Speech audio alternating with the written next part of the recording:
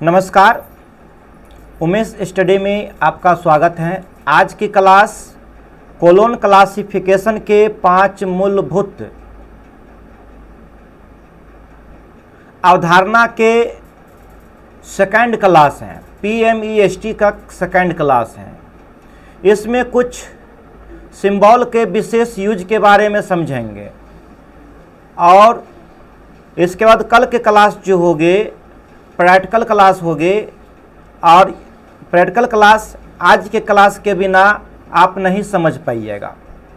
तो आज के क्लास जो है बहुत ही महत्वपूर्ण है।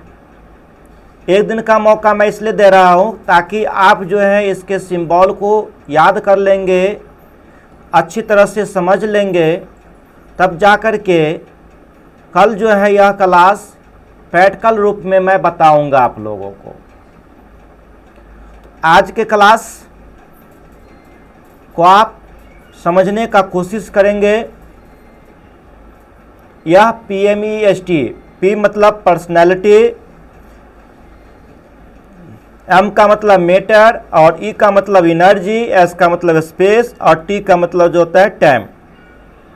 आप ये पांचों लेटर के बारे में आप कल समझ गए और पर्सनालिटी को जो है कॉमा से सूचित करते हैं और पर्सनालिटी डॉक्टर SR रंगनाथन के पर्सनालिटी का जो है इसमें पहचान जो है अवशेष विधि से किया जाता है, क्योंकि पर्सनालिटी को जो है पहचान पाना, परख करना बहुत ही डिफ़िकल्ट है। आप पिछले क्लास में इसके बारे में समझ गए हैं और सभी के बारे में मैं आप लोगों को इसके राउंड्स एंड लेवल्स, राउंड का मतलब आवर्तन और लेवल का मतलब स्तर, सब के बारे में मैं बता चुका हूँ और आप समझ चुके हैं। तो और कल की क्लास अगर आप समझ गए हैं तो आज की क्लास समझने में बहुत आसान हो जाएगा और आज का क्लास अगर समझ जाएंगे तो कल का क्लास जो है पूरा का पूरा समझ जाइएगा और जब कल की क्लास आप पूरा का पूरा समझ जाइएगा तो आपका जो है कोलोन क्लासिफिकेशन में से अगर जो भी क्वेश्चंस पूछा जाएगा वह टोटल मुझे विश्वास है कि 90% क्वेश्चंस को आप सॉल्व कर पाइएगा। और कहिएगा सर 100% क्यों नहीं, 10% क्वेश्चंस को सॉल्व क्यों नहीं कर पाऊंगा? तो 10% क्वेश्चंस को सॉल्व आप तब कर पाएंगे जब आप इसके ऑब्जेक्टिव को पूरा का पूरा पढ़ लेंगे। जो मैं ऑब्जेक्टिव पर भी फोकस डालूंगा और उस ऑब्जेक्टिव को जब आप समझ जाएंगे तो आप स्वतः जो है 100% क्वेश्चंस को सॉल्व कर लेंगे। 100% तो कोई भी चीज़ का एफिशिएंसी जो है 100% नहीं होती है, तो 99.9% कह सकते हैं कि आप इस क्वेश्चंस को सॉल्व कर लेंगे। और आप पूरे क्लास को रिवीजन करते रहिए। तो मैंने PMEST के जो है 5 जो है अवधारणा के बारे में बताया था, जिसमें आपको सबसे पहला जो है यहाँ पर एनर्जी, ये एनर्जी फेसेट, फेसेट का मतलब होता है पक्षात्मक, तो ये ऊर्जा पक्षात्मक। मैंने यह बताया था कि इसके 2 राउंड्स होते हैं, 2 आवर्तन होते हैं। एनर्जी के कितने आवर्तन होते हैं? 2। देखिए आवर्तन और राउंड माने आवर्तन को इंग्लिश में राउंड कहते हैं और लेवल को स्तर कहते हैं। माने राउंड और लेवल की पहचान आप कैसे करेंगे? तो लेवल में जो है आगे में ये जो है सब स्क्रिप्ट लगा रहेगा आपको 1 2 3 इस तरह से, और राउंड्स में जो है पीछे में सीधे नंबर लिखा रहेगा। अगर ई है तो इसका मतलब इसके पीछे में क्या है, या 1 छुपा है, हाइड है, और ये 2 है तो इसका मतलब जो है 2 जो है यह सेकेंड स्तर हो गया, एनर्जी का सेकेंड हो गया। अगर इसी तरह से अगर 3 रहे, 4 रहे, 5 रहे तो आप उसके संबंधित को समझ जाएंगे उतने स्तर का है। और स्तर नहीं, सॉरी, आवर्तन का है। ये आवर्तन हो गया, स्तर नहीं। आवर्तन में पीछे होता है और स्तर लेवल में क्या होता है, आगे। तो ये लेवल हो गया और यह जो है क्या हो गया, आवर्तन। तो आप यह समझ गए हैं, आवर्तन में पीछे और स्तर में क्या होता है, आगे होता है। तो यहाँ पर ई का मतलब जो है एनर्जी फैसेट, ऊर्जा पक्षात्मक, यह क्या है, आवर्तन है। 2E second round energy facet है, यह द्वितीय ऊर्जा आवर्तन पक्षात्मक, द्वितीय आवर्तन ऊर्जा पक्षात्मक उसको कहते हैं। और M का मतलब होता है मेटर फैसेट, मतलब द्रव्यमान पक्षात्मक, और सेकेंड राउंड मेटर फैसेट ये भी हो गया। तो 2M। अगर परीक्षा में पूछ दे कि 2M क्या है, तो क्या है, यह PMEST का जो है द्वितीय आवर्तन है। यह 2M क्या है, पदार्थ का, मेटर का क्या है, यह द्वितीय आवर्तन है। द्रव्य का द्वितीय क्या है, यह आवर्तन है। इसी तरह से अगर P को पूछा जाए तो यहाँ पर देखिए, ये P का मतलब जो है पर्सनालिटी फैसेट है। तो यहाँ पर यह जो है, यह P जो है आपको कौन सी बता रहा है, यह जो है P आपको आवर्तन बता रहा है। लेकिन यही P2 जो है यह क्या है, सेकेंड लेवल पर्सनालिटी फैसेट है। यह द्वितीय स्तर का यह व्यक्तित्व पक्षात्मक है। P3 क्या हो गया, यह तृतीय स्तर का क्या है, यह व्यक्तित्व पक्षात्मक है। और 2P जो हो गया, यह द्वितीय स्तर का आवर्तन पर्सनालिटी फैसेट है। ये पर्सनालिटीज को पढ़ेंगे यह। और 2P2, यह 2P2 क्या है, यह इसमें दोनों चीज है, आवर्तन और स्तर दोनों हैं। तो यहाँ 2P2 का मतलब हो गया, यह पर्सनालिटी के द्वितीय स्तर, द्वितीय आवर्तन का क्या है, द्वितीय स्तर है यह। और यह second round second level personality facet को क्या करता है, इंगित करता है। तो आप इससे आप आसानी से मालूम कर सकते हैं।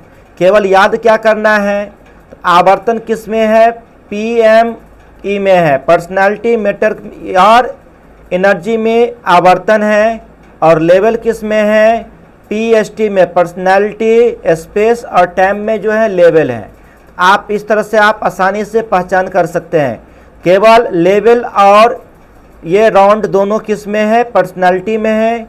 बाद बाकी में केवल राउंड या तो केवल क्या है, यह आपको लेवल है, याद हो जाएगा।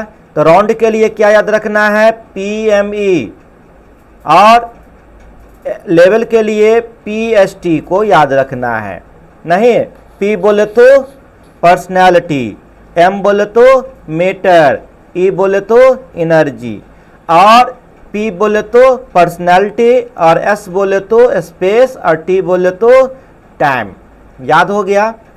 तो अब ये और इसके लेवल को याद करने की ज़्यादा जो है जरूरत नहीं है, वो अपने आप समझ में आ जाएगा। क्वेश्चन जब पूछेगा तो केवल उसको ट्रिक में याद रखना है। PME मतलब आवर्तन के लिए क्या होगा, PME। और ये तो आपको कब बताने की आवश्यकता नहीं। S का मतलब स्पेस फैसेट, ये राउंड है। और S2 का मतलब जो हो गया, या ये लेवल हो गया, सेकेंड लेवल स्पेस फैसेट। और T का मतलब टाइम फैसेट, और T2 का मतलब सेकेंड लेवल टाइम फैसेट। यह आसानी से आप देख करके याद कर सकते हैं। केवल याद क्या करना है, राउंड्स में जो है पर्सनालिटी के 3 राउंड हैं और लेवल पर्सनालिटी के 4 हैं, जो मैं कल पिछले के क्लास में बता दिया था और आपको याद रहे इसलिए मैं यहाँ पर भी आपको थोड़ा सा हिंट दे रहा हूँ। तो यहाँ पर आप इसको देख करके आसानी से याद कर सकते हैं। ये हो गया राउंड, आवर्तन, जो पर्सनालिटी के 3 आवर्तन है, 3 राउंड हैं। और लेवल कितने हैं, 4, P1 से लेकर के P4 तक। और मेटर के भी 3 राउंड हैं, और एनर्जी के 2 राउंड हैं, और स्पेस के 4 लेवल हैं, और टाइम के 2 लेवल हैं। याद हो जाएगा यह। इसको अगर याद रख लिए तो आपको आसानी से सब याद हो जाएगा, आपको ज़्यादा याद करने की आवश्यकता नहीं पड़ेगी। तो मैं आशा करता हूँ कि इसको याद अवश्य रखेंगे।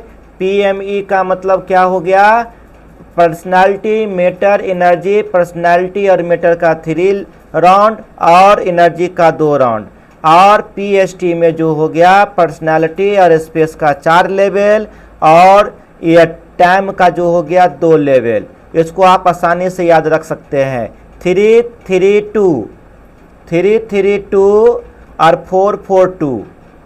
अगर पीएमई बोले तो 332 और पीएचटी बोले तो 442। हमेशा इसको याद रखिएगा तो आप भूलिएगा नहीं।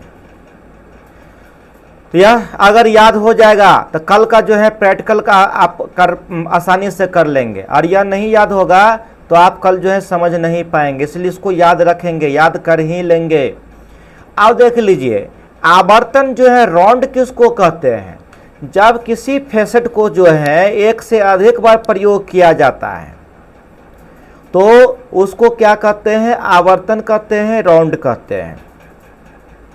जैसे पीएमई में देख लीजिए, प्राइम, मैटर, एनर्जी में ये 332 हो गया, नहीं एक से अधिक बार इसका क्या हुआ है? प्रयोग किया गया है, इसलिए वो क्या हो गया? राउंड हो गया। लेवल में देख लीजिए, ये भी क्या है? यह एक से अधिक बार प्रयोग किया गया है, तो 4 4 2 का है, यह क्या हो गया? लेवल हो गया। अब जो है पर्सनालिटी, व्यक्तित्व का स्तर जो होता है, पर्सनालिटी के लिए 4 होता है तो और आवर्तन 3 होता है। आवर्तन P2 P3 P में P जो है मेन क्लास के बाद बिना योजक चिन्ह का प्रयोग करते हैं। ZP, P2, P3, P4 इस तरह से हो गया। और 2P इसके लिए आवर्तन P का मान पहला जो है का होना जरूरी है। अगर ये नहीं होगा P तो 2P की कोई अस्तित्व नहीं होगा। मतलब अगला लेवल जो है पिछले लेवल पर ही क्या होता है? डिपेंड होता है। हमेशा इसको याद रखना है। तो P जो है पर डिपेंड है 2P, और 2P जो है किस पर? 2P पर डिपेंड है कौन सा? 3P, और 3P जो है 2AP पर नहीं, और यह जो है 2E पर भी डिपेंड करेगा। तो इसके लिए आवर्तन P का होना जरूरी है, और 3P के लिए आवर्तन 2E के बाद बिना योजक चिन्ह प्रयोग होता है। तो ये हो जाएगा 2E। यहाँ पर देख लीजिए KZP, E, 2P, 2E, 3P। आपको कल मैं इसका ट्रिक भी बता दूंगा कि कैसे ये होता है, ये कैसे बनेगा, क्योंकि कल प्रैक्टिकल का क्लास में जो है यही चीज़ बताना है कि यहाँ पर ये कैसे मैं लिख दिया हूँ। यहाँ जो बताऊंगा तभी नहीं समझ पाएंगे, क्योंकि इसके बारे में अभी आपको समझना है। तो मैं चाहता हूँ कि स्टेप बाय स्टेप मैं आपको समझाऊँ, जो ताकि जो है ना ये आपको ज़्यादा जो है परेशानी नहीं उठाना पड़े। बच्चा को देखते हैं ना, पहले ओ सिखा देता है तो क्या होता है? आ आसानी से सीख लेता है, नहीं कहता है बेटा ओ पर जो है एक पैर रख दो, क्या आ जाता है? आ। तो बच्चा भी आसानी से सीख लेता है। और उसी तरह से ई को सीख लेता है तो ई भी सीख लेता है, क्योंकि उस पर एगो रेफ डाल देता है। उसी तरह से ऊ सीख लेता है तो ऊ भी सीख लेता है। इसी तरह से ए और ऐ, ओ और औ, अंग तो अ।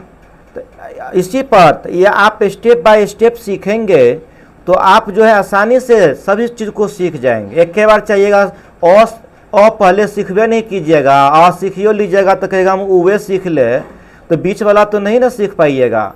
इसलिए स्टेप बाय स्टेप सीखिए, और स्टेप बाय स्टेप जो सीखिएगा तो सब कुछ जो है आसानी से सीख लीजिएगा, और ज़्यादा जो है मेहनत करने की आवश्यकता नहीं पड़ेगी। नहीं तो कम मेहनत में अधिक से अधिक मुनाफा, मतलब अधिक से अधिक जो है आप जो है सीखने की कोशिश कीजिए। तो यहाँ पर आप P समझ गए। P जो है पहला मेन क्लास के बाद बिना योजक चिन्ह का प्रयोग होता है। इसमें देखते हैं कोई भी योजक चिन्ह नहीं है। और जब 2P जो होता है तो इसमें जो है P का पहला का होना क्या होता है? अति आवश्यक होता है। और 3P जो है P1 P2 पर निर्भर करेगा, और उससे भी पहले लेकिन क्या होना चाहिए? 2E का, मतलब एनर्जी का सेकेंड राउंड की आवश्यकता पड़ती है। अब स्तर में देख लीजिए P, P2, P3, P4 है। P जो है मेन क्लास के बाद बिना योजक चिन्ह का प्रयोग होता है, और P2 जो है इसका प्रयोग जो है कोमा से किया जाता है। और वैसे भी पर्सनालिटी को क्या करते हैं? अल्प विराम कोमा से इंगित करते हैं। और P3 जो है P3 के लिए उससे ऊपर वाला लेवल क्या होना चाहिए, P2 का होना चाहिए। और P4 के लिए क्या होना चाहिए, P3 का लेवल होना चाहिए। मतलब पिछला लेवल जो है, अगला लेवल जो है पिछले लेवल पर क्या होगा, डिपेंड करेगा। अब देख लीजिए, यदि आप केमिस्ट्री का जो है ऑफबॉ का सिद्धांत जो पढ़े होइएगा, जो स्टूडेंट्स अगर साइंस के होंगे और केमिस्ट्री पढ़े होंगे ऑफबॉ सिद्धांत, तो वहाँ पर आप एनर्जी लेवल जो है 1p 2p आप जो पढ़े होइएगा, तो वहीं उसी तरह से जो है यह भी क्या है, यह वही एनर्जी लेवल है। और मैं उसके ट्रिक जो है कल बताऊंगा किस तरह से लेवल जो है आप पहचानेंगे। अब यहाँ पर देख लीजिए, लिटरेचर इन कॉलम क्लासिफिकेशन, भाषा में जो है कॉलम क्लासिफिकेशन क्या होता है। और आप जानते हैं कि पर्सनैलिटी के 4 लेवल होते हैं, P, P1 sorry P, P2, P3, P4 होता है, नहीं तो ये हो गया। तो यहाँ पर P जो है भाषा लैंग्वेज फेसेट होता है, यह भाषा पक्ष होता है। और ये P2 जो होता है लिटरेचर फेसेट होता है, साहित्य पक्ष होता है यह। यहाँ पर पोएट्री के लिए 1, ड्रामा के लिए 2, फिक्शन के लिए 3, इंक्लूडिंग शॉर्ट स्टोरीज etc। इसी तरह से उसको क्या करते हैं 1, 2, 3 में क्या करते हैं या उसको बांट देते हैं। और P3 जो है लेखक के लिए होता है, क्रोनोलॉजिकल डिवाइस, क्रोनोलॉजिकल डिवाइस के बारे में जो है क्लासिफिकेशन में जो कॉलम क्लासिफिकेशन जो डिवाइस की जो है यूज किया गया, उसके बारे में मैं कल ही बताने वाला हूँ। और वह आप समझेंगे कौन कौन सा डिवाइस का यूज किया गया। तो यहाँ पर जो आप देख रहे हैं क्रोनोलॉजिकल डिवाइस CD का मतलब यहाँ कॉम्पैक्ट डिस्क नहीं है। अगर आपको परीक्षा में पूछ दे कि कॉलम क्लासिफिकेशन में CD का मतलब क्या होता है, कॉम्पैक्ट डिस्क, क्लोज डिस्क और क्रोनोलॉजिकल डिवाइस, इस तरह से आपको दे देगा। तो यहाँ पर कॉम्पैक्ट डिस्क नहीं है, ये कंप्यूटर का चीज़ हो गया, इंटरनेट का चीज़ हो गया, तो ये कॉम्पैक्ट डिस्क नहीं होगा। यहाँ पर क्या होगा, क्रोनोलॉजिकल डिवाइस। ये कॉलम क्लासिफिकेशन में इसका इस्तेमाल किया गया। तो यहाँ पर P4 को मतलब जो है कृति संख्या, वर्क फेसेट को बताते हैं, काम पक्ष को बताता है। तो P1 जो है भाषा को याद रखेंगे, पर्सनालिटी का P1 जो है भाषा को, P2 जो है साहित्य को, P3 जो है लेखक को, और P4 जो है यह कृति संख्या को बताता है। तो चारों स्तर को क्या यूज है उसको आपको याद रखना है। P1 भाषा, P2 साहित्य, P3 जो है लेखक, और P4 जो हो गया कृति संख्या। आप इसको याद रखेंगे। अब मेटर में देख लेंगे, मेटर पदार्थ में आवर्तन कितने हैं, 3 हैं। P3 माने PME, और एनर्जी में 2, पर्सनालिटी में 3 और मेटर में 3 राउंड होते हैं। वहीं जो है पर्सनालिटी में 4 लेवल, और स्पेस में 4, और टाइम में क्या होता है 2 लेवल होते हैं। तो यहाँ पर M जो है स्तर P के बाद प्रयोग होगा, और 2M का प्रयोग E के बाद होगा, और 3M का प्रयोग जो है 2E के बाद होगा। तो यही है, यह लेवल है। अब एनर्जी में देख लीजिए, एनर्जी ऊर्जा आवर्तन में 2E, E2E यह आवर्तन समस्या से संबंधित है, और 2E जो है यह आवर्तन समस्या के समाधान से संबंधित है, तथा इसका उपयोग तभी किया जाएगा जब आवर्तन E का उपयोग किया जाएगा। और E का जो पहले अगर उपयोग हो चुका होगा तो इस समस्या का होना जरूरी नहीं होगा। तो देखिए रंगनाथन जी अपना दिमाग जो है केमिस्ट्री वाला यहाँ पर लगाए, क्योंकि वह तो साइंस के स्टूडेंट्स थे ही, और वह मैथमेटिशियन थे, और जो मैथमेटिक्स रखे होंगे वह फिजिक्स और केमिस्ट्री अवश्य पढ़ेंगे। तो केमिस्ट्री में तो वो तो एनर्जी लेवल पढ़े थे, और उसी एनर्जी लेवल पर ही क्या कर दिया अपना ये 5 सिद्धांत जो है, या मतलब क्या है, या 5 मूलभूत अवधारणा जो है पर्सनालिटी, मेटर, एनर्जी, स्पेस और टाइम के बारे में उसी पर सेटिंग कर दिए। और मैं भी कल आपको बताऊंगा कि इस पर सेटिंग कैसे करेंगे और आप कैसे जो इसको याद कर पाएंगे, और आसानी से पूरा समझ जाइएगा। S जो है स्पेस, स्थान या स्तर S1, S2, S3, S4 को बताता है, जिसमें S1 जो होता है चाहे वह देश हो, शहर हो, राज्य हो, मतलब वह स्थान जो है किसका है, मतलब पहले स्थान से जो है यह बताता है S1। और S2 जो होगा नदी, घाटी, वन माने प्राकृतिक जो होता है उसको बताएगा। देश, शहर, राज्य क्या है, आर्टिफिशियल है या नेचुरल है। आप इंग्लिश में पढ़े होइएगा, हु मेड द कंट्री, ना देश को किसने बनाया। तो यह देश को बनाने वाले कौन है, मानव है। समाज को बनाने वाले कौन है, मानव है। राज्य को, शहर को, इस सब को बनाने वाले कौन है, मानव है। तो S1 में जो है आर्टिफिशियल को बताया गया है, S2 में जो है नेचुरल को बताया गया है, और S3 और S4 जो है S1 S2 पर डिपेंड करता है, यह दोनों पर, इसलिए इसमें इसका कोई भी व्याख्या नहीं की गई है। आप याद रखेंगे S1 को नेचुरल, तो S1 को आर्टिफिशियल में, तो देश, शहर, स्थान, गांव, पंचायत, ये सब जितना भी होगा सब किस में आएगा, S1 में। और S2 में क्यों आएगा, तो आपको नदियाँ, घाटियाँ, वन, पर्वत, ये नदी जितने भी हो गया, महासागर, ये सब जितने भी हैं ये आ जाएगा।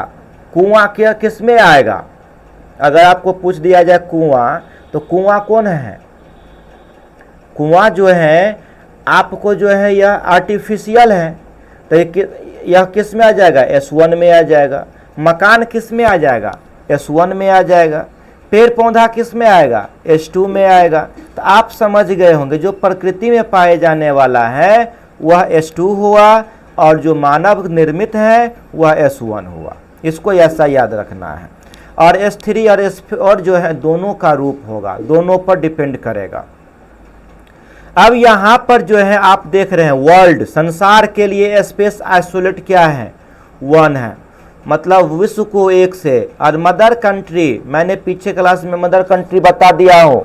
मदर कंट्री यहाँ पर मातृत्व देश, मातृत्व देश किसको कहते हैं, कोई बताइए, बताइए कोई, मातृत्व देश किसको कहते हैं।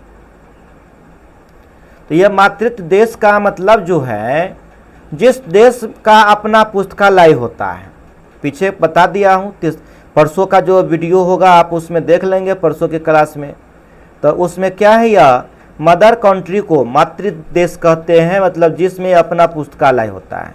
तो जिस देश का अपना पुस्तकालय होगा उसको क्या किया गया है, 2 अंक रखा गया है। ये इसको याद रखना बहुत ज़रूरी है। ये कोड को, ये पूरे कोड को समझिएगा तब होगा। और ये कोड जो है ना ज़्यादा हार्ड नहीं है, देखने में लग रहा है अरे संख्या, अरे बाप रे भाई इसको याद कैसे करेंगे। ये देखो सिर्फ समझने की बात है, आप अगर उसको समझ जाते हैं ना तो आप आसानी से याद कर लेंगे। तो सबसे एशिया, हम लोग तो किस में है, एशिया में है ना, तो यहाँ पर एशिया के लिए 4, क्यों 4 रखा गया, क्योंकि एशिया का 4था स्थान है, इसलिए इसका कोडिंग भी क्या कर दिया गया, 4 रखा गया। चीन, चीन जो है एशिया के हैं और पहला 1, सबसे ज़्यादा जनसंख्या है इसलिए 1 रख दिया गया, 4-1 हो गया। इसी तरह से जापान टेक्नोलॉजी में आगे है तो उसको S2, ये मतलब क्या है, यह 4-2 रखा गया। South east Asia 4-3, Indo China के लिए 4-3-1, इंडिया के लिए 4-4। तो 44 जो है भारत का है, इसी में कह देगा। राजस्थान के लिए कोड क्या होगा, तो आप देख लीजिएगा, राजस्थान के लिए कोड क्या हो जाएगा, राजस्थान के लिए 37 हो जाएगा। तो ये 37 किसके लिए है, इंडिया का है ना, तो इंडिया का 44 हो गया, तो राजस्थान का क्या हो जाएगा 37, तो 44 पर 37 बैठा देंगे, तो ये राजस्थान का कोड हो गया।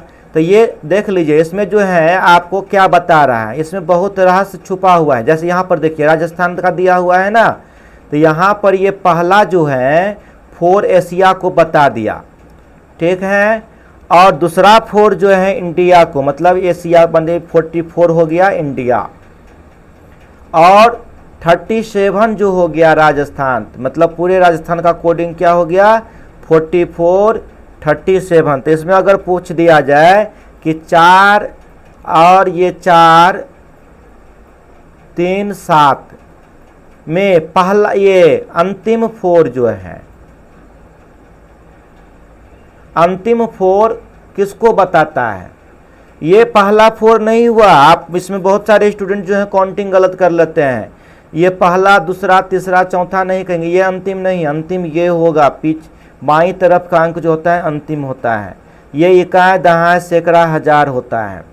तो यहाँ पर अंतिम 4 जो है, लेकिन वही जो है देख लीजिए, अगर मोबाइल नंबर पूछा जाता है या अकाउंट नंबर कहते हैं तो अंतिम संख्या तो नहीं है, अंतिम का संख्या 4 को लेते हैं, लेकिन संख्या पद्धति में अंतिम जो होता है बाईं तरफ का होता है। तो यहाँ पर जो होता है, यहाँ पर यह जो है 4 एशिया को बताता है, और ये 44 इंडिया को बताता है, और यह 37 जो है राजस्थान। और राजस्थान का क्लासिफिकेशन में कोडिंग क्या हो जाएगा, आइसोलेट क्या होगा, 4437। और इसको देख करके ही मालूम चल जाएगा कि इंडिया का है, भारत मतलब क्या एशिया का होगा, वह भारत का होगा, और वह भारत में भी राजस्थान का होगा। इसी में अगर पूछ दिया जाए बिहार, तो बिहार के लिए 73 है, तो क्या हो जाएगा बिहार का टोटल कंप्लीट कोडिंग 4473 हो जाएगा। आप पहला अगर ये 44 को पूछा जाए कि 44 क्या है तो इंडिया है नहीं, और ये आपको पूछ दिया जाए 73 क्या है तो 73 क्या हो जाएगा, बिहार हो जाएगा। पंजाब के लिए क्या है, 33 है। नॉर्थ इंडिया के लिए 45, 445। दिल्ली के लिए 4451 और स्टार 1, और उड़ीसा के लिए ये 4454 2। ये कोडिंग इस तरह से किया गया है। आप स्टडी मटेरियल्स में इसको क्या करेंगे, पढ़ लेंगे। तो देखिए इंडिया का जितना भी है, नेपाल भी इंडिया का ही अंग है, याद रखेंगे। ये अब छोटा, ये तो इसको अलग कर दिया गया, लेकिन शुरुआत में क्या था, इंडिया का ही अंग था वह, तो इसलिए नेपाल का भी कोडिंग 44 ही होगा, और उसका जो है वह इंडिया का ही एक राज्य के रूप में उसको काउंट किया जाएगा क्लोन क्लासिफिकेशन में। और नेपाल के लिए जो है 974 हो जाएगा। तो इस तरह से जो है आप देखेंगे बंगाल भी किससे अलग हुआ है, भारत से ही ना। पाकिस्तान भी किससे अलग हुआ है, भारत से ना। तो इसीलिए क्या किया गया है, पाकिस्तान हो, बंगाल हो, नेपाल हो, या जो भी है, तो ये इसका जो है जो भी माने इंडिया का जो है से संबंध रखेगा वह क्या होगा। ऐसा नहीं याद रख लेना है कि पड़ोसी देश, चीन भी पड़ोसी देश है, वो चीन इंडिया का अंग नहीं है। तो ऐसा नहीं कह देना है कि चीन का भी क्या हो जाएगा कि 44 कर देना है, तो सो नहीं। जिस तरह से जो है जम्मू कश्मीर को पाकिस्तान का कुछ दिन जो है वह यूएई जो है क्या किया था, नक्शा में बता दिया था। तो ऐसा नहीं कि इंडिया में हड़प लेना है चीन को। जो हमारा इतिहास गवाह है, जो देश हमारे देश से अलग हुआ है। जनकपुर क्या था, हमारा इंडिया का अंग था। ये सब नेपाल भी क्या था, हमारे इंडिया का अंग था। और फिर एक दिन ऐसा आएगा जो बनेगा, इंडिया का अंग बनेगा, लेकिन बहुत संघर्ष करना पड़ेगा, क्योंकि चीन उस पर कब्जा, उसके मूर्खपनी के कारण जो है चीन उस पर जो है क्या कर रहा है, उधर से अपना बॉर्डर तरफ से तो कब्जा करिए रहा है। और नेपाल का मधेसी भी जितना भी है सब क्या है, कुछ नहीं कर पा रहा है।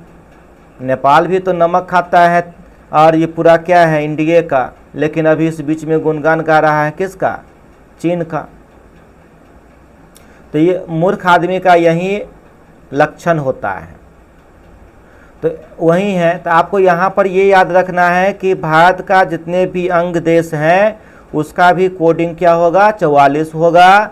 और उसमें जो है प्रत्येक राज्य सबको क्या किया गया है, अलग कर दिया गया है। तो आपको राज्य में ज़्यादा देखिए, तो लाइब्रेरी का जिसका पूछेगा, हमको लग रहा है कि बिहार लाइब्रेरी का आप तैयारी कर रहे हैं तो बिहार में का कोडिंग पूछ देगा, कह देगा कि नालंदा विश्वविद्यालय का कोडिंग करें।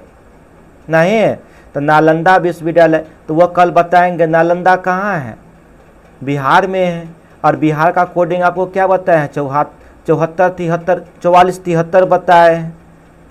उसी तरह से आपको कल बता देंगे कि उसका क्या होगा। इसी में अगर कह देगा दरभंगा विश्वविद्यालय का क्या होगा क्लासिफिकेशन में, बेगूसराय का क्या होगा, गया का क्या होगा। तो इस तरह से आपका जन्मदिन है तो आपके जन्मदिन का क्या होगा, रंगनाथन जी की मृत्यु का क्या होगा। भारत स्वतंत्र हो गया उस दिन का क्या होगा, इस तरह से पूछ देगा। तो इसीलिए कल का क्लास जो है बहुत इम्पोर्टेंट होगा और ये देखने में लग रहा है बहुत भारी, और ये आप नेट का भी तैयारी कीजिएगा ना तो उसमें क्वेश्चंस रहता है तो आसानी से आप उसको जवाब दे दीजिएगा। केवल बस एक रिक्वेस्ट है आपसे, ये आज का ये अभी डिस्प्ले जो हो रहा है, ये पेज पर जो देख रहे हैं आप, इसको अवश्य याद करेंगे। याद करने का अपना एक ट्रिक आप अपनाएंगे। मैं आपको बता दिया 44 और 4 जो है एशिया और 44 जो है भारत, और उसी 44 जो है भारत का जो है अंग देश, नहीं चाहे वो पश्चिम ये बंगाल हो या पाकिस्तान हो या नेपाल हो या जो भी हो, तो इस तरह से और आप इसको याद रखेंगे। अब टाइम जो है यहाँ पर देख लीजिए, टाइम स्तर को मैं बता रहा हूँ। T1 T2 कितने स्तर हैं टाइम के? 2 हैं। तो यहाँ पर आपको टाइम का T1 में जो है आपको क्या होगा, शताब्दी या दशक या वर्ष या भूगर्भीय शास्त्रीय जो होता है युग, उसको बताएंगे, जो मतलब बहुत दिनों में जिसका परिवर्तन होता है।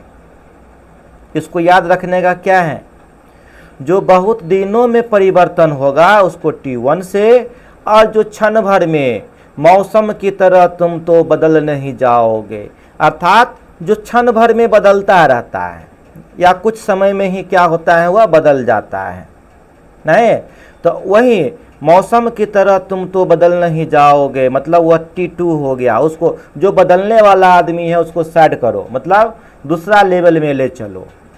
और जो परमानेंट है, जो आपको बहुत दिनों तक साथ देने वाला है, जैसे कहा गया है ना कि 3 चीज़ों को इंसान को कभी नहीं छोड़ना चाहिए। एक पुराना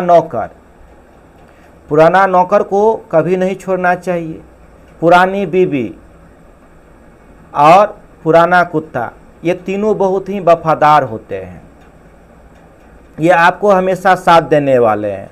तो अब इसमें आप लोग कहिएगा कि सर पुरानी बीवी, हाँ जो आपको जीवन साथ दे दे वो आपकी पुरानी बीवी हो गई, और बुढ़ारी में वो आपको साथ देगी।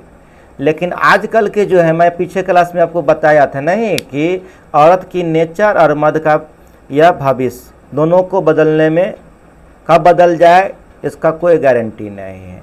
औरत का हाथ आपके ऊपर सिर पर है या आपके पीठ पर है तो आप भी बहुत बड़ा आदमी बन जाएंगे। तो ये नारी का दोनों रूप हैं, यह आपको बना भी देगी और बर्बाद भी कर देगी। तो ये आप उसको किस रूप में देखते हैं महिला को, ये आपके ऊपर है। अभी के समय में आप महिला को एक एंड्रॉयड मोबाइल दे दीजिए, उसका जो है ना डेली का मेकअप का सामान ला करके दीजिए, बहुत खुश रहेगी। अब एक दिन उसका जो है ना नहीं फरमाइश पूरा कीजिएगा तो समझ जाइए क्या होगा। इसलिए आप लोग भी जो है पूरे फरमाइश को पूरा कीजिए। तो ये आप महिला को किस ग्रुप में रखेंगे टाइम में, T1 में, T2 में, किस में रखेंगे बताइए? महिला को T1 में रखेंगे कि T2 में? बहुत सारे लोग कहेगा T2 में नहीं रखेंगे। अरे भाई T1 में ही रहेगा, वो जल्दी उतना बदलती नहीं है। बदलने का भी पीछे अगर बदलती भी है तो कुछ न कुछ कारण होगा। इसलिए ऐसा ना कि जब कल बताएंगे क्वेश्चन इस पर, इसलिए मैं चर्चा कर रहा हूँ। ये T1 जो होगा T1 में होगा, ये भी बदलते नहीं हैं, जल्दी नहीं बदल जाती है।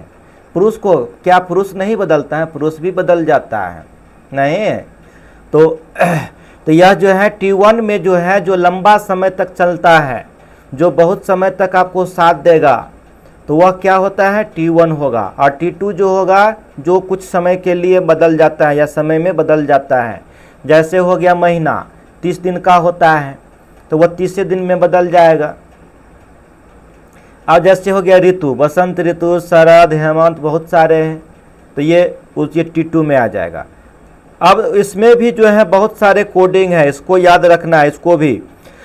अब यहाँ पर देख लीजिए, बिफोर ये 9999 से पहले जो है बिफोर क्राइसिस जो है उसको ए से डिनोट किया गया, और 9999 से 1000 BC को बी से, 999 से 1 BC को सी से, और 1 to 999 को AD को D से, 1000 से लेकर के 1099 तक को E से, और इसके बाद वाला को F से। अभी कौन सा शताब्दी है?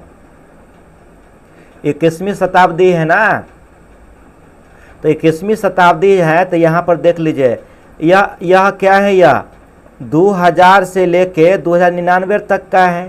तो ये परीक्षा में पूछ देगा, तो इसके लिए कोड क्या होगा? P। जैसे कह देगा कि आपका जन्म जो है 1994 ईस्वी में हुआ है, तो आपके लिए क्या होगा कोडिंग? आपका जन्म, तो देखिए जन्म कब हुआ है? N में हुआ है ना। तो अब कब हुआ है? मान लेते हैं आपका जन्म 94 ईस्वी में हुआ, तो आपका क्या होगा? N94। इसका कोडिंग क्या हो जाएगा? N94। N का मतलब ये शताब्दी, ये कौन सा हो गया? 19, और 94 का मतलब 94। अब जैसे मान लेते हैं किसी का जन्म जो है किस में हुआ है? 2001 में हुआ है, तो 2001 वालों के लिए क्या होगा? P01। P01 का मतलब क्या हो गया? 2001 में। इसी तरह से अगर 1800, जैसे कहा जाएगा भारत जो है 1947 ईस्वी को स्वतंत्र हुई, तो 19 के लिए क्या हो गया? N हो गया, और 47 के लिए क्या हो गया? 47। इसी तरह से पूछेगा, तो आपको यह कोड को याद रखना बहुत ज़रूरी है, खास करके MNPQ। MNPQ, M के लिए 18, N के लिए 19, P के लिए 20 और Q के लिए 21, इस तरह से। और उसके बाद देख लीजिए 3000 से 3099 तक जो है उसको YB, और उसके बाद वाला को क्वार्टरनरी कहते हैं, उसको A5 कहते हैं। तो यही है। अब टाइम आइसोलेट T2 को, जो क्षण भर में बदलने वाला या कुछ समय में बदलने वाला होता है, जैसे डे टाइम, उसके लिए C होगा। प्रत्येक दिन भी तो बदल जाता है ना, तो वो क्षण भर के लिए न हुआ, 24 घंटा में 2 भाग में बट गया, 12 घंटा 12 घंटा। अब 12 घंटा को भी जो क्या कहते हैं, बहुत सारे 4-5 भागों में बांट दिया गया है। तो इस तरह से अब देखो सीजन को N से, छोटा n बड़ा n नहीं, T2 में कभी भी बड़ा का यूज नहीं होगा, T1 में बड़ा लेटर का यूज होगा, हमेशा याद रखना है। ये T1 में बड़ा लेटर का यूज करेंगे और T2 में जो है छोटा लेटर का यूज करेंगे। यहाँ पर सीजन जो है ऋतु क्या है? यह N से, स्प्रिंग के लिए N1 से, समर के लिए N3 से, ऑटमन के लिए N4 से, विंटर के लिए N5 से, मेट्रोलॉजिकल पीरियड के लिए P से, स्नो के लिए P8 से। यह जो है आप क्या करेंगे? इसका प्रयोग करेंगे। अब यहाँ पर देख लीजिए 5 फंडामेंटल कैटेगरी में क्लासिफिकेशन को डॉक्टर रंगनाथन ने सृजित किया था। Q111 to J64, 51 class number में J64 समय टाइम को बताता है। इसी तरह से कोलोन क्लासिफिकेशन में 2020 के लिए क्या देखें, 20 के लिए मैं अभी आपको P बताए थे ना, P यहाँ पर P होता है। तो यहाँ पर P जो हो गया वह क्या हो गया?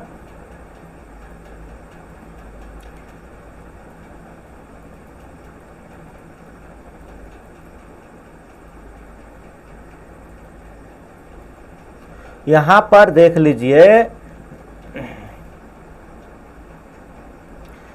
ये P जो है किसको बता रहा है? 2000 से लेकर 2099 तक को। तो यहाँ पर 20 का नंबर क्या होगा? P20। 1947 के लिए क्या बनेगा? N47। 1999 के लिए क्या बनेगा? N99। नहीं, तो आप ये सब समझ गए होंगे। अब कोलोन क्लासिफिकेशन में मेल्वी डेविन का जन्म जो है 1800, ये कब हुआ था? M किसके लिए है? 1800 है ना, तो 1851 में हुआ था ना। तो अब ये मेलविल डेवी के लिए क्या बनेगा? उसका जन्म के लिए M51 बनेगा।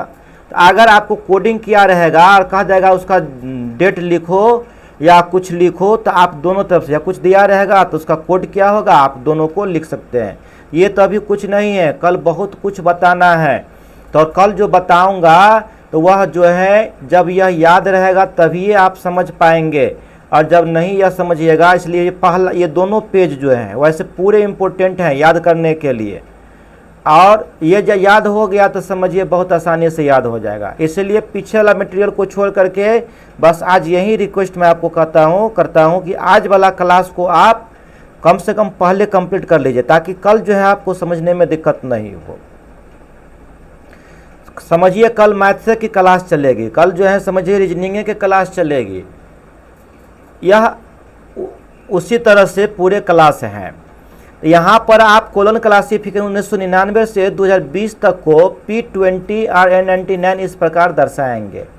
देखिए 1999 मतलब ये तीर का चिन्ह पीछे की ओर, मतलब उससे ये हो गया, मतलब ये आगे हो गया, मतलब ये इससे पीछे ये है, न कि ये पढ़ेंगे ये पीछे हो गया। मतलब ये P20 से N99 क्या है, पीछे है।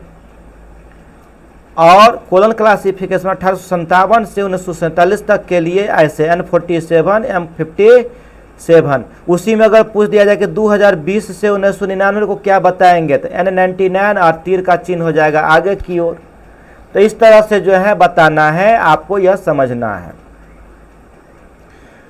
तो यह समझ गए होइएगा, और बहुत बड़ी चीज़ नहीं है, केवल कोडिंग को याद रखना जरूरी है।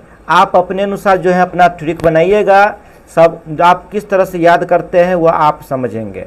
और लेकिन ये याद रखना बहुत ज़रूरी है, खास करके 17, 18, 19, 20, 21 को याद अवश्य रखेंगे। 17 को किस से बताया गया है, L से, है ना। देखते हैं ना 17 को, बहुत अच्छा है अल्फ़ाबेट पर। 17L, 18M, 19N, 20P, 21Q, 22R, ये अल्फ़ाबेटे पर बैठा दिया गया है। ये याद करने की आवश्यकता नहीं है। ABCDEF को पूरा केवल A से लेकर के थोड़ा कहाँ तक आपको याद रखना है, तो ये E तक को थोड़ा समझ करके याद रखना है। और F से जो है वह पूरा सीरियल बाय जे पर चला है नहीं, और X तक बहुत अच्छा गया है। फिर उसके बाद YA, Y2, ये YA, YB, और इस तरह से उसको बांट दिया गया है।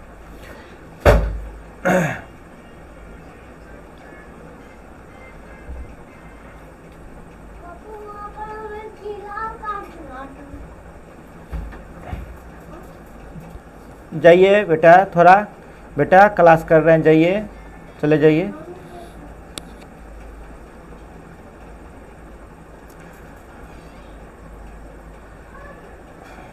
यहाँ पर देख लीजिए आप, तो यह तो समझ गए होइएगा, बहुत बड़ी चीज़ नहीं है यह। अब जो है आज कोलोन क्लासिफिकेशन में विधियाँ, कोलोन क्लासिफिकेशन में कितने विधियों को यूज किया गया है, तो कोलोन क्लासिफिकेशन में 5 विधि को यूज किया गया है। एक जो है क्रोनोलॉजिकल डिवाइस, दूसरा जो है ज्योग्राफिकल डिवाइस, तीसरा जो है सब्जेक्ट डिवाइस, चौथा जो है अल्फ़ाबेटिकल डिवाइस, और पांचवा जो है सुपरपोजिशन डिवाइस।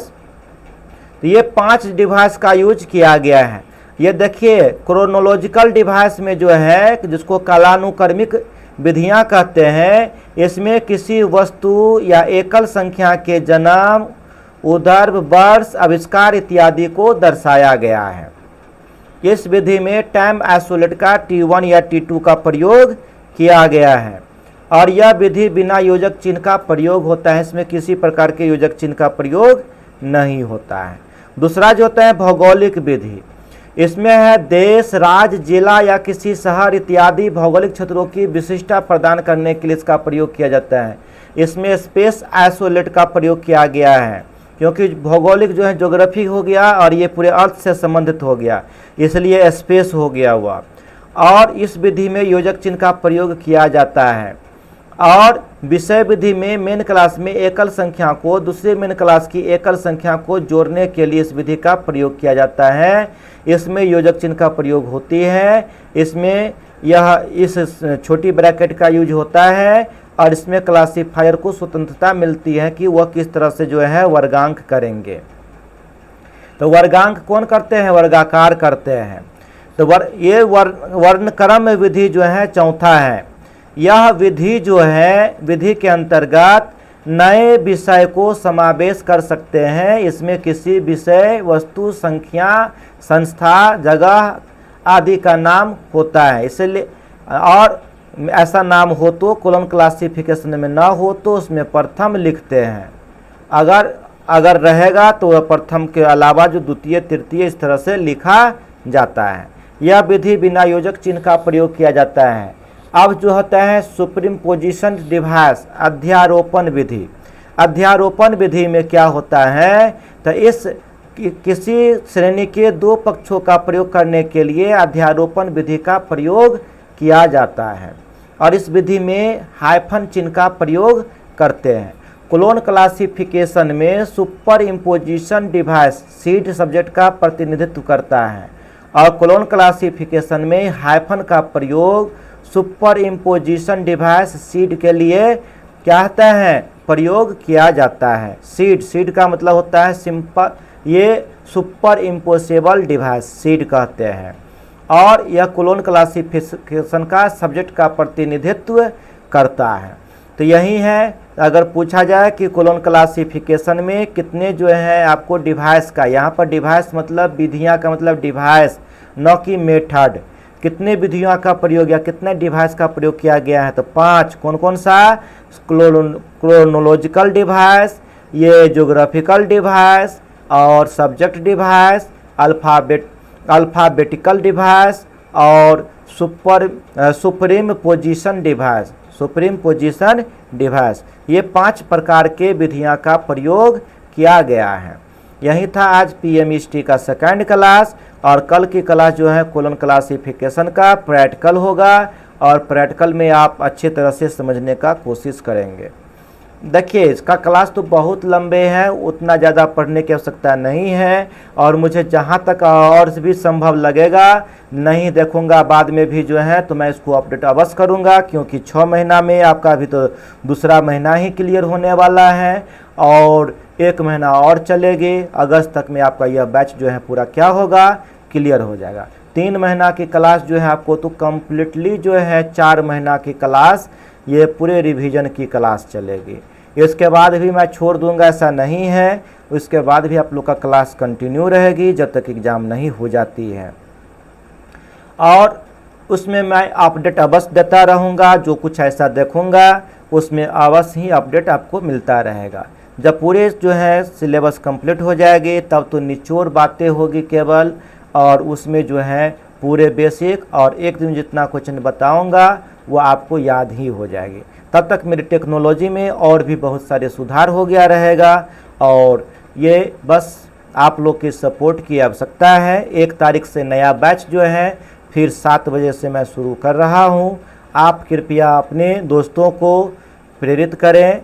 यह 1599 रुपया फी रखा गया है सेकेंड बैच का। इसमें सिर्फ जो है 50 रुपया की बढ़ोतरी कर दी गई है, क्योंकि महंगाई बहुत चरम सीमा पर है और डिवाइस वगैरह बहुत ज़्यादा ख़राब होता रहता है और ऑनलाइन क्लास में बहुत ज़्यादा खर्च है। बहुत सारे गार्जियन कहते हैं कि सर आपको तो एक बार वीडियो बना लीजिएगा वही चलता रहेगा। नहीं, मैं ऐसा नहीं करूँगा, क्योंकि अगर उस वीडियो में जो है कोई नया अपडेट जो है नहीं मिलेगी आप लोग। नहीं, अगर ऐसा मैं कर दूँ रिकॉर्डेड वीडियो जो है बहुत यह विषम परिस्थिति में उपयोग करूँगा, वह भी वहाँ पर लिखा अवश्य रहेगा रिकॉर्डेड वीडियो। तो आपको तो पढ़ना है, तो ये आप पढ़िए और जहाँ पर भी दिक्कत होती है आप जो है उसको पूछिए। कुछ स्टूडेंट्स जो है पूछते रहते हैं, मैं उनका जवाब जो है अपने स्तर से देने का पूरा भरपूर कोशिश करता हूँ। हो सकता है कि कभी आपके क्वेश्चन के जवाब देने में मुझे टाइम लग जाए, तो इसके लिए आपको पेशेंस रखना पड़ेगा और आप मन लगा करके तैयारी कीजिए। आप सफल हो, ये उमेश स्टडी की तरफ से, उमेश स्टडी जो है अपनी तरफ से यही कामना आप लोगों के लिए करती है और आप लोग सफल हो, यही उमेश स्टडी का भी क्या है, लक्ष्य है। बस उमेश स्टडी को भी आप लोग के सहयोग की आवश्यकता है। कृपया अपने दोस्तों के बीच अधिक से अधिक कन्विंस कीजिए। ऐसा मत सोचिए कि मैं अपने दोस्त को बता दूंगा कि वही पास कर जाएगा और मैं जो है फेल कर जाऊंगा। जो मेहनत करेगा वह सक्सेस करेगा। जो मेहनत नहीं करेगा वो सक्सेस कहाँ से करेगा। कृपया आप लोग से मुझे एक और रिक्वेस्ट है, जितने भी स्टूडेंट हैं आप मेरे व्हाट्सअप नंबर जो है 9835274909 उस पर सिर्फ 2 से 3 सेकंड का एक वीडियो क्लिप मुझे भेजिए। 2 से 3 सेकंड का वीडियो क्लिप या 5 सेकंड का वीडियो क्लिप कैसे भेजना है मैं आपको बता देता हूँ। जैसे बोलना है क्या कि हाय मैं उमेश सिंह, मैं उमेश स्टडी में पढ़ता हूँ, ये सबको बोलना नहीं है। सीधे हाय मैं उमेश सिंह, मुझे यहाँ पर डेली टेस्ट की सुविधा मिलती है, या हाय मैं नेहा कुमारी, मुझे यहाँ डेली लाइव क्लास देखने को मिलती है। नहीं, हाय मैं ये ऋषि कुमारी, मुझे यहाँ पर डेली जो है डेली क्यूज मैं करती हूँ। इस तरह से जो है अपने स्तर से जो है मात्र 3 से 4 सेकंड का क्लिप बना करके आप मुझे व्हाट्सअप अवश्य करें, और सभी के वीडियो को मैं एक जगह जो है यह कलेक्ट करके और उसको जो है मैं यूट्यूब पर डालूँगा। तो कृपया आप अच्छे तरह से जो है वह एक क्लिप, यह मत सोचिए कि मेरा वीडियो ख़राब हो गया या ये हो गया, तो ये नहीं, यह आप थोड़ा मुझे भी कोऑपरेट करें, आप मुझे जो है भेजें, और मैं आशा करता हूँ कि सभी स्टूडेंट्स जो हैं मेरी बातों को फॉलो करेंगे, और 3 से 4 सेकंड का क्लिप जो है ज़्यादा नहीं बोलना है। और आप अपने स्तर से कोई इस तरह से भी बोल सकते हैं कि कोई अगर चाहते हैं इससे ज़्यादा समय 1 मिनट 2 मिनट का भी क्लिप भेजने का, तो आप अपने स्तर से जो है 1-2 मिनट का भी क्लिप भेज सकते हैं। नहीं, आप उमेश स्टडी की पूरी सुविधा के बारे में भी बोल सकते हैं। अगर उससे ज़्यादा नहीं, उससे कम में देना चाहते हैं तो आप 5 सेकंड तक का क्लिप को अवश्य जो है एक शूट करके मुझे मोबाइल से या कोई अच्छा है ना कैमरा से या जो भी चीज़ है आप उसको शूट करके मुझे एक वीडियो क्लिप जो है मेरे व्हाट्सएप पर अवश्य भेजें। मैं आशा करता हूं कि आप लोग अवश्य जो है 3 दिनों में 2 से 3 दिनों में अवश्य वीडियो क्लिप बना करके भेजेंगे, और सबके वीडियो क्लिप को मैं जो है यूट्यूब पर डालूँगा। और आज की क्लास मैं यहीं पर समाप्त करता हूं, लेकिन समाप्त करने से भी पहले मैं आप लोगों को कहता हूं कि बहुत सारे स्टूडेंट जो हैं डेली क्यूज नहीं देखते हैं, टेस्ट नहीं देते हैं। टेस्ट दीजिए, डेली क्यूज दीजिए, और इससे ही आपको अपना मूल्यांकन होगा। डेली क्यूज और डेली टेस्ट से आप भागिए नहीं मॉक टेस्ट से कि सर क्या कहेंगे। मैं कुछ नहीं कहूँगा, मैं सबके हर एक्टिविटी को देख रहा हूँ, है ना। तो इस तरह से नहीं, आप जो है टेस्ट दीजिए। आज जो है व्यस्त ज़्यादा हो गया, इसलिए थोड़ा टेस्ट लेने में आप लोग को जो है ये थोड़ा लेट हो गया। टेस्ट लेने में 9 बज गया आप लोगों का, और डेली क्यूज जो है 12:30-1 बजे तक आप लोग को मैं दे पाया था। लेकिन कल सवेरे से जो है आप लोग का दोनों 7 बजे से पहले से ही अवेलेबल हो जाएगा। आपका टेस्ट जो है 6 बजे से अवेलेबल रहेगा। कल से जो है आप 6 बजे से भी टेस्ट दे सकते हैं। तो मिलते हैं नेक्स्ट क्लास में। जय हिंद, जय भारत।